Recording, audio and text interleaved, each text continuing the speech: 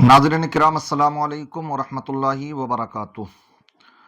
आज मैं आपको थोड़ा सा एक पैगाम देना चाहता हूँ, एक एहसास कराना चाहता हूँ जो हालात हाजिरा हैं उससे मुताल्लिक। मेरे साथ आप बने रहें, इंशाअल्लाह कई चीज़ों का मैं आज खुलासा करना चाहता हूँ। एक तरह से आप ये देख रहे हैं कि इलेक्शन करीब है और इस वक्त में विपक्ष की जो भी पार्टियां हैं वो सब एकजुटता का सबूत दे रही हैं। लेकिन मैं कहना ये चाहता हूं यहाँ पर कि सब एक हो रहे हैं और सब पार्टियां एड़ी चोटी तक के जोर लगा रही हैं छोटे छोटे दलों को भी अपने साथ शामिल करने में। यहाँ पर मैं आपके सामने एक इस हकीकत का इंकिशाफ करना चाहता हूँ कि वो लोग जो ये कहते हैं कि हम मारे जा रहे हैं, हमारी कोई आवाज़ नहीं उठा रहा, तो आखिर इसका जिम्मेदार कौन है?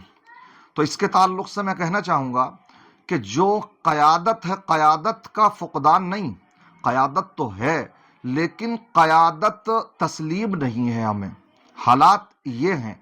आज भी अभी आपने देखा मुफ्ती सलमान अज़हरी साहब को जो गिरफ्तार किया गया, तो उसमें असदुद्दीन ओवैसी साहब की पार्टी के जो विधायक हैं वारिस पठान वगैरह, तो वो तो पहुंचे और दीगर और भी उनके मेंबरान वगैरह पहुंचे, लेकिन जिनको आप 80-80, 90-90% झोली भर भर करके वोट देते हैं तो वो नहीं पहुंचते। यहां तक कि जो जिस पार्टी से जुड़े हुए मुस्लिम नेता भी हैं उनके मुंहों में भी दही जमा पड़ा, वो भी नहीं बोलने के लिए तैयार हैं। वजह यह है कि जब इंसान किसी सेकुलर पार्टी में भी या किसी दूसरी पार्टी में जब पहुंच जाता है तो कम ही ऐसे लोग होते हैं जो अपनी जबान खोल पाते हैं। जो कुछ हैं बेबाक, इक्का दुक्का कोई, लेकिन ज्यादातर के मामलात ये होते हैं कि ऊपर से उनके ऊपर शिकंजा कसा जाता, प्रेशर होता उनके ऊपर, इसलिए वो नहीं बोल पाते। तो हम गैरों से क्या तवक्को कर सकते हैं ऐसे में?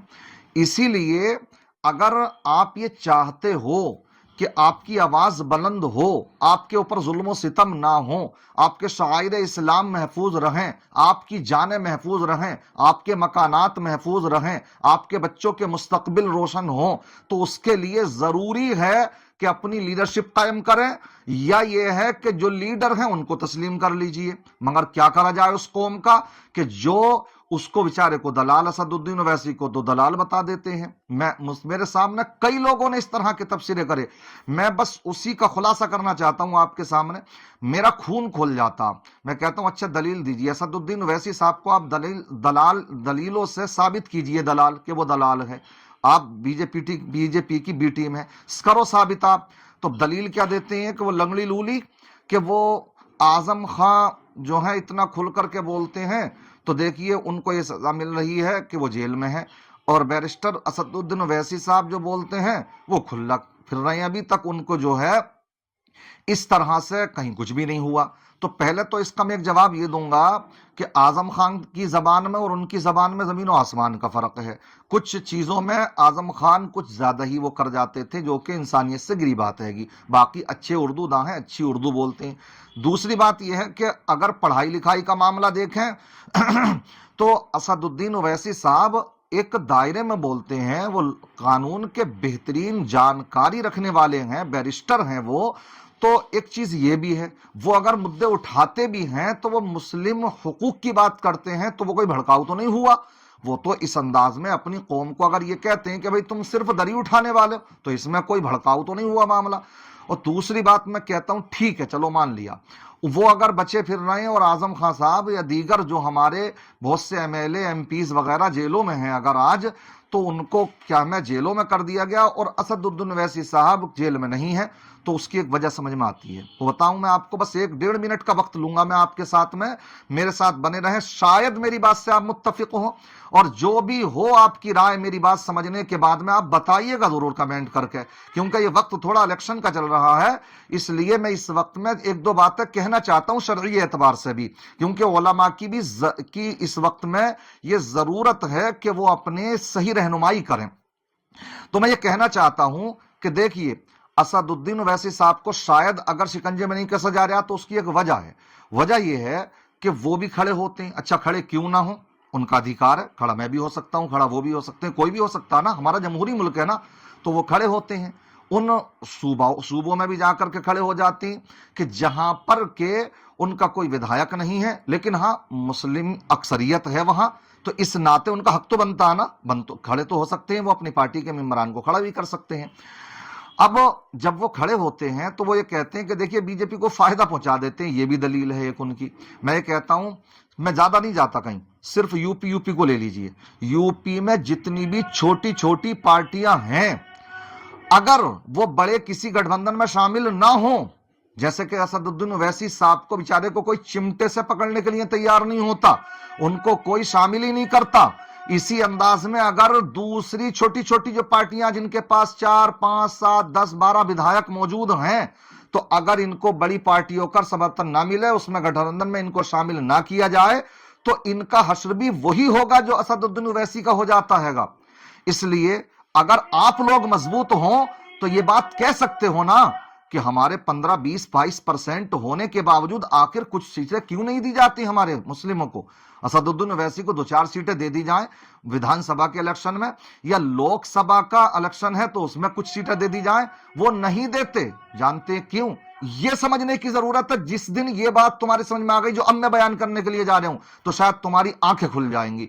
वजह यह है, मान लीजिए जैसे इस वक्त सन 2024 का इलेक्शन करीब है, और इस वक्त में यूपी के अंदर अब तक अखिलेश साहब कांग्रेस के साथ में कर चुके गठबंधन, उसी कांग्रेस के साथ जिसके साथ में कि कांग्रेस ने इनकी नैया डुबोई थी, फिर कर लिया, चलो एक प्रयोग और करके देखते हैं। वो तरह तरह के प्रयोग करते रहे, मगर तुम मत कर लियो कोई एक प्रयोग भी कभी कि लाओ एक मर्तबा इस गरीब को भी तस्लीम करके देख लें, इसकी क़यादत को भी तस्लीम करके देख लें क्या रिजल्ट आता। ना, ये मत कर लेना, वरना फिर तुम्हारी जो है हालात सही हो जाएंगे। तो मैंने ये कर लिया तो बहुत बुरा हो जाएगा। इसलिए जो है वो प्रयोग कर रहे हैं अब फिर किससे, वो कांग्रेस से। अच्छी बात है, मैं उसका समर्थन करता हूं, अच्छा कर रहे हैं वो, लेकिन इसमें गठबंधन में क्या ओवैसी को शामिल नहीं कर सकते थे? कर सकते थे, मगर कर लिया तो होगा क्या। अब बात आएगी कि उनको सीटें दी जाएं, तो सीटें कहां की देंगे? वो सीटें जो देंगे तो वो कोई उनको काशी और मथुरा की थोड़ी दी जाएंगी। उनको जब सीटें दी जाएंगी तो जहां मुस्लिम अक्सरियत है वहां की दी जाएंगी ना। वो कौन सी जगहें हैं? खासकर जैसे कि रामपुर हो गया, मुरादाबाद हो गया, या इसी तरीके से सहारनपुर है, या देवबंद है, या कुछ और मुस्लिम इलाके हैं, आजमगढ़ वगैरह है, वहां की तो दी जाएंगी। जो भी है उनको अगर दी जाए, गठबंधन में शामिल कर लिया जाए तो 1 या 2 जो भी सीटें दी जाएंगी। अब वो सोचते हैं कि भाई यह सीटें तो हमारी पुख्ता पहले ही से हैं, जब पहले से ही हैं तो अपनी हरी भरी फसल को हम ओवैसी साहब के हवाले क्यों करें। समझ रहे हैं आप? और अगर इस इलेक्शन में 1 सीट भी उन्हें दे दी, और जब 5 साल के बाद जब इलेक्शन आएगा तो अगर 1 दी है तो 2-3 अगले इलेक्शन में देनी पड़ेंगी। इसी तरीके से ये मुसलमानों का जो बिखराव होता रहता है, फिर इनको एक कायद मिल जाएगा, इनको एक कायद मिल जाएगा। कायद क्या मिल जाएगा? फिर उनको ये लगेगा कि अब मुसलमानों को ये दलाल नहीं है भाई, इनकी 4-5 सीटें इनको बढ़ाओ, तो 10-5 साल में मुसलमानों की लीडरशिप कायम हो जाएगी। इसीलिए चाहे अखिलेश हो, मायावती हो, बीजेपी हो, कांग्रेस हो, छोटी से छोटी पार्टी हो, कोई भी इस बात को नहीं चाहता है कि तुम्हारी कयादत कायम हो जाए, तुम्हारी लीडरशिप कायम हो जाए। इसीलिए ये सब खेल चलता कि सब इसके ऊपर, असदुद्दीन ओवैसी के ऊपर ये इल्जाम लगाते रहते हैं कि साहब ये दलाल है, ये बीजेपी की बी टीम है। मैं कहना चाहता हूं तुम्हें तब हक होगा ये कहने का कि जबकि एक मर्तबा तुमने कम से कम उसे वोट दिया हो, या कम से कम तुमने इकट्ठे होकर के पूरी कौम ने उसको कुछ विधायक दिए हो और उसने फिर सौदा कर दिया हो। अरे जो सौदा कर रहे हैं एक सेशन में 3-3 मर्तबा, वो उनको फिर भी अपना कायद तस्लीम किए हुए हैं। नीतीश कुमार को देख लीजिए, 3री मर्तबा शपथ ले ली इसी सेशन में, और अभी टाइम है, कुछ पता नहीं है कि 4थी मर्तबा भी कुछ हो जाए, लेकिन उनके फिर भी उसके साथ ही हैं। तो जो सौदेबाजियां कर रहे हैं, सब कुछ कर रहे हैं, वो लोग फिर भी अपनी रहनुमा के साथ में हैं। और जिसने के तुम्हारी आवाज ही उठाई है आज तक, تو تم اس کو اپنا کیا کہتے نظر آتے ہو؟ دلال کہتے نظر آتے ہو۔ مسلمانوں اگر نہیں سمجھو گے تو میں سمجھتا ہوں کہ نہیں ہو پائے گا کچھ بھی تمہارا۔ اسی لیے مفتی سلمان اظہری نے اس طرح کے حالات جو ہو رہے ہیں اس پر ایک تبصرہ کیا تھا، ایک اپنا بیان پیش کیا تھا۔ کیا وجہ ہے کہ جو مسلم حکمران ہیں ہمارے لیکن دوسری پارٹیوں سے جڑے ہوئے ہوتے ہیں تو کوئی بھی حالات پیش آتے ہیں، کہیں مسلمان مارے جاتے ہیں، کہیں مسجدیں توڑی جاتی ہیں، کہیں ظلم و زیادتیاں ہوتی ہیں، تو وہ مسلمان بھی نہیں بول پاتے جو دوسری پارٹیوں سے جڑے ہوئے ہیں۔ لیکن اسد الدین اویسی کے پارٹی کے چھوٹے سے چھوٹا ممبر بھی اگر ہو تو وہ اپنی آواز حق بلند کرتا نظر آتا ہے، اس لیے کہ وہ آزاد ہوتا ہے اور وہاں ان کے اوپر شکنجہ کسا جاتا ہے۔ اس لیے یہ تھوڑا سا بیان ہے مفتی سلمان اظہری صاحب کا، اس کو سنتے جائیں اور پھر آپ سمجھ لیجئے گا کہ یہ جو حالات ہمارے اگر خراب ہیں تو اس کے ذمہ دار کوئی دوسرے نہیں، ہم خود ہی ہیں۔ کاش ہم کو عقل آ جائے۔ دیکھیے مفتی سلمان اظہری صاحب نے جو حالات حاضرہ پر جو تبصرہ کیا ہے، جو بیان دیا ہے، کیا کہا ہے، دیکھیں آپ سنیں اس کو۔ گرامی وقار، میں مختصراً اب آپ کو ہندوستان کے احوال پر بات کروں۔ آج جو کچھ بھی ہو رہا ہے ظلم کی انتہا ہونی چاہیے۔ ہم دیکھ رہے ہیں حالات اتنی تیزی سے بدلتے جا رہے ہیں، یہ ہماری خاموشی ہی کا نتیجہ ہے، ہماری خاموشی کا نتیجہ ہے جو آج ظلم اتنا بڑھتا چلا گیا کہ علن اعلان یہ کہا جائے کہ مسلمانوں کو قتل کر دو، مسلمانوں کو مار دو، علن اعلان کوئی کہے کہ مسلمانوں سے خرید و فروخت نہ کرو، کاروبار بند کرو۔